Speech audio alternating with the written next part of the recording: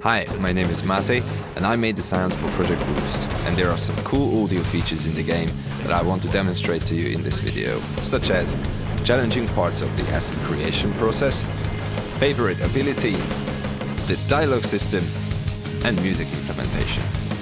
Let's get into it!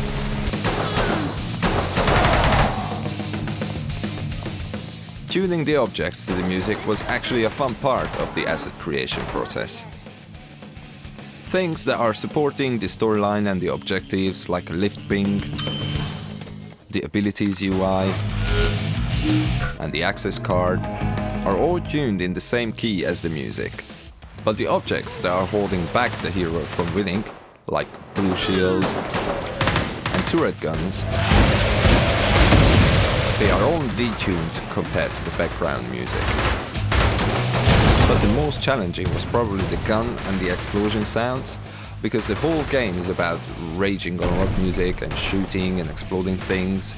So these sounds needed to be done right, and they needed to be the least repetitive was possible. So for instance, the explosions were made up of 3 different layers. One random container for the boom effect,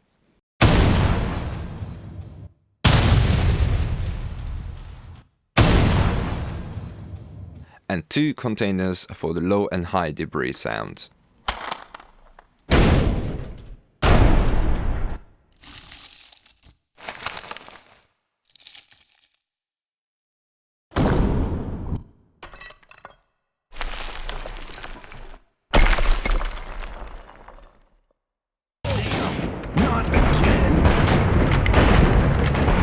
I think the slow motion, aka Lafaya mode, turned out to be quite effective in this game.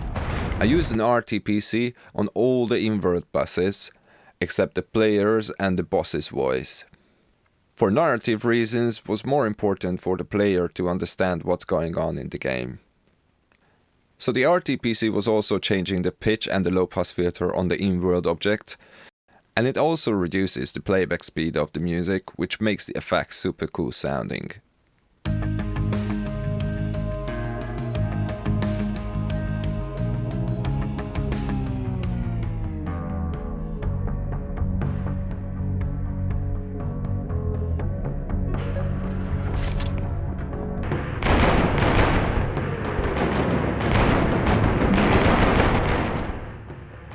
We had 4 types of dialogues in the game.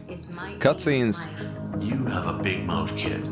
But talking big words is something common, and everyone can do it. In-game dialogues. But you should be scared of what's coming next. Oh, really? Haven't you seen enough already? In-game cinematics. I will not let anyone take you. Not like this. And voice effects. Damn, not again! I think the voice effects was the most challenging part in this. So the hero is a quite chatty person that needed different voice triggering logic for every subcategory. Subcategories were like no ammo effect, What the no ammo left. more fight effect, Where are these guards coming from? last magazine effect, Need ammo. looking for an access card effect, and all others. Focus is all I need. And a card.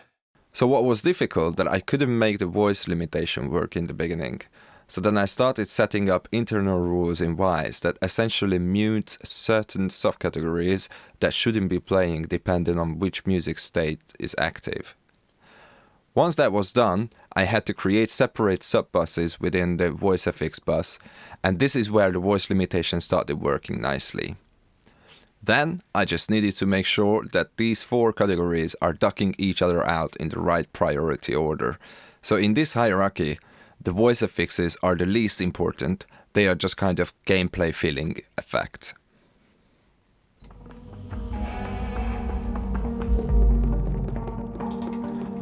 Implementing rock music can have multiple challenges.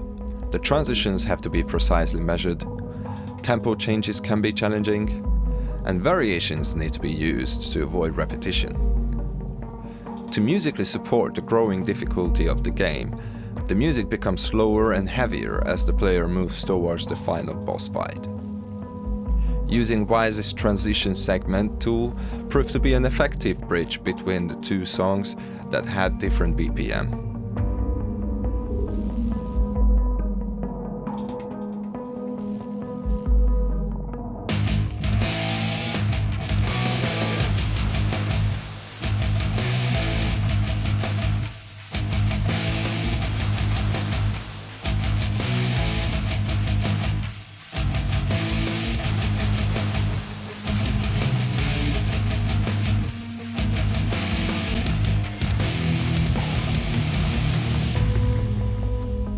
It was also important to support the new environment the player gets into as they go along, so the further we listen, the weirder the music becomes, with more electronic instruments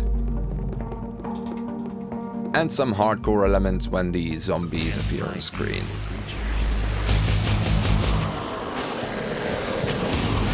Writing music for the cutscenes was also challenging, because initially we only had to push the right arrow to move to the next page kind of system, thus we never knew how long the player will spend on each cutscene page, and the music needed to be constant. But there were some places that needed extra emotional expression from the music and the cutscenes too, which was difficult to think of, as we used looping music that had small chord change in it every time, and since we didn't know when the player will move there, the stinger might stick out if I don't blend it well, and that's why I just needed to think of them as background instruments, so they kind of fade in and fade out seamlessly.